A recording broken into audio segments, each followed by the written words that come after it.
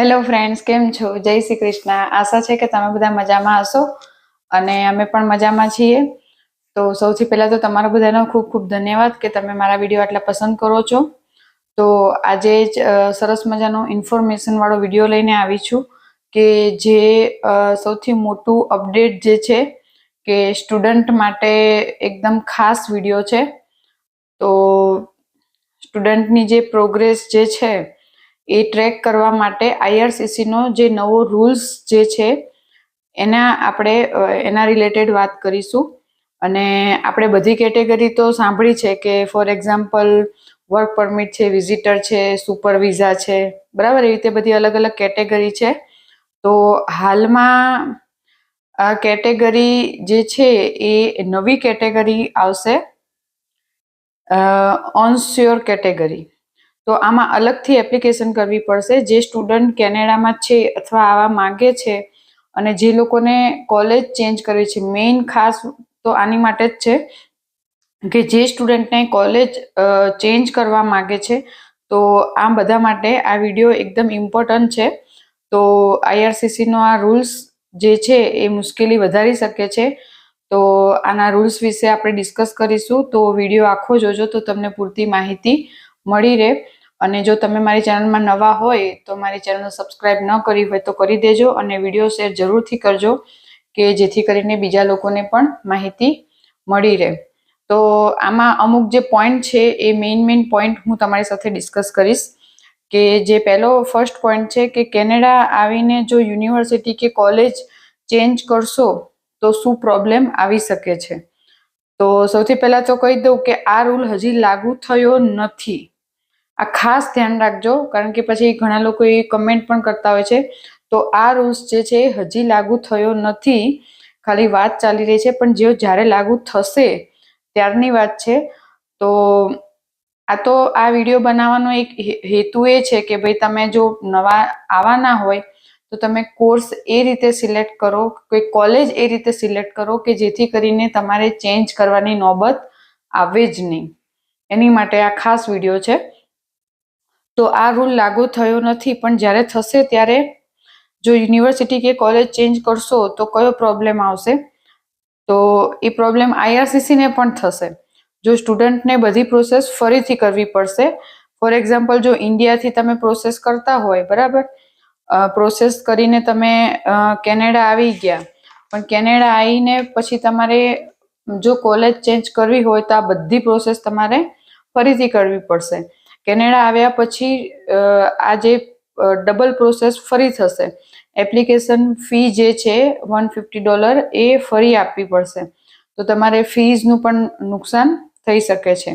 અને સૌથી મોટી વાત કે કોઈ પણ સ્ટુડન્ટ સપ્ટેમ્બરથી ક્લાસ સ્ટાર્ટ થાય, ધારો કે ફોર એક્ઝામ્પલ સપ્ટેમ્બરથી ક્લાસ સ્ટાર્ટ થાય છે અને ઓગસ્ટમાં તમે કેનેડા આવી ગયા અને કેનેડા આવ્યા પછી તમને એમ થયું કે ભાઈ અમારે કોલેજ ચેન્જ કરવી, તો શું 15 થી 20 દિવસમાં તમે એમ માનો છો કે તમને વિઝા મળી જાય, બરાબર, અને સપ્ટેમ્બરના ક્લાસ તમે ભરી શકો.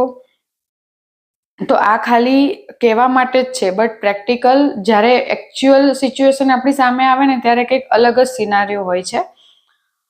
પછી બીજી જે વસ્તુ છે કે એમને એમ પણ કીધું હતું કે જો કોલેજ ચેન્જ કરવી હોય અને અપ્રુવલ આવ્યા પહેલાં તમે કોલેજમાં ભણી શકો, પણ અપ્રુવલ તમે ભણી શકો, બરાબર. હવે તમે કોલેજ ચેન્જ કરી, એનો જે તમે કોર્સ ચેન્જ કર્યો કે કોલેજ ચેન્જ કરી એની તમે ફીસ ભરી દીધી, કોર્સની ફીસ ભરી દીધી અને તમારી ઇન પ્રોસેસ છે અને ફોર એક્ઝામ્પલ તમારું રિજેક્શન આવ્યું તો તમારી ફી તો ગઈ ને, બરાબર. અપ્રુવલ ન આવ્યું તો શું કરવાનું?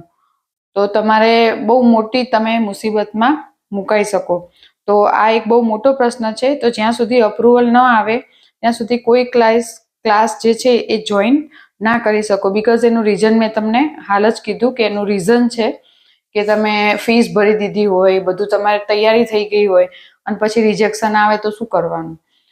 બીજો મુદ્દો કે આઈઆરસીસીને પણ પ્રોબ્લેમ થાય. તો આઈઆરસીસીને શું પ્રોબ્લેમ થાય? તો આઈઆરસીસીને બેકલોગ વધી જાય. જો ફરી રીતે આવી રીતે કોઈ બી એક પર્સન બે વખત ફાઇલ કરે, ઇન્ડિયાથી તમે આવ્યા તો એક વખત ફાઇલ થઈ, પછી કોલેજ ચેન્જ કરવા માટે ફરી ફાઇલ મૂકો તો બીજી વખત થઈ, તો તમારે બેકલોગ આઈઆરસીસીનો વધી જાય. બેકલોગ વધે તો પ્રોસેસિંગ ટાઈમ પણ વધે. તો જે લોકો ઇન્ડિયાથી ફરી વખત ફાઇલ મૂકવાના છે કે અહીંયા આવીને ફરી વખત કોલેજ ચેન્જ કરવા માટે જો પણ તમે ફાઇલ મૂકો તો પ્રોસેસિંગ ટાઈમ જે છે એ વધી જાય, બરાબર. કારણ કે જે IRCC પાસે જે સ્ટાફ અત્યારે હાલમાં છે એ તો એટલો જ રહેવાનો, બરાબર છે. પછી જે ફાઇલો વધી જવાની, સ્ટાફ તો એટલો ને એટલો જ રહેશે. તો પછી આ કેસમાં એ પોસિબિલિટી છે કે સ્ટુડન્ટ અને IRCC બંનેને પ્રોબ્લેમ થાય. ત્રીજો જે મુદ્દો છે, IRCC ને પણ કોસ્ટ વધી શકે કે સ્ટુડન્ટને જો ફીનો ખર્ચો વધે તો IRCC ને પણ ખર્ચો સામે વધવાનો જ છે. કારણ કે IRCC ને માણસો હાયર કરવા પડે, ઇક્વિપમેન્ટ જે છે ટ્રેનિંગ આપવી પડે, તો એનો પણ ખર્ચો વધી શકે છે. તો આ એક મોટો મુદ્દો છે. તો આ રૂલ્સ એટલા માટે લાવે છે. ખર્ચો તમે એવું પણ વિચારતા હશો કે IRCC ને ખર્ચો વધે તો રૂલ લાવવાની ક્યાં જરૂર છે, પણ રૂલ્સ એટલા માટે લાવે છે કે IRCC પોતે ટ્રેક કરી શકે કે ભાઈ સ્ટુડન્ટ કઈ કોલેજમાં છે, કેટલા સ્ટુડન્ટે કોલેજ ચેન્જ કરી છે, સ્ટુડન્ટનું જે પ્રોગ્રેસ છે એ શું છે, કયો સ્ટુડન્ટ કયો કોર્સ ભણી રહ્યો છે, એ આખી ટ્રેકિંગ એ લોકો કરી શકે. એના માટે થઈને આ રૂલ્સ લાવવાની વિચારણા કરી રહ્યા છે. તો આ જે આખો એક સિનારીઓ છે. પછી તો આગળ શું થાય, સ્ટુડન્ટને શું નુકસાન થાય, IRCC ને શું નુકસાન થાય, એ તો મેં તમારી સાથે ડિસ્કસ કર્યું. તો સ્ટુડન્ટને શું નુકસાન થાય, IRCC ને શું નુકસાન થાય, બરાબર, એ આપણે આખી ડિસ્કસ કર્યું. પણ આ રૂલ્સ આવ્યો નથી, પણ જ્યારે આવશે ત્યારે આ પરિસ્થિતિ થોડી વધારે પડતી પ્રોબ્લેમ વાળી હશે.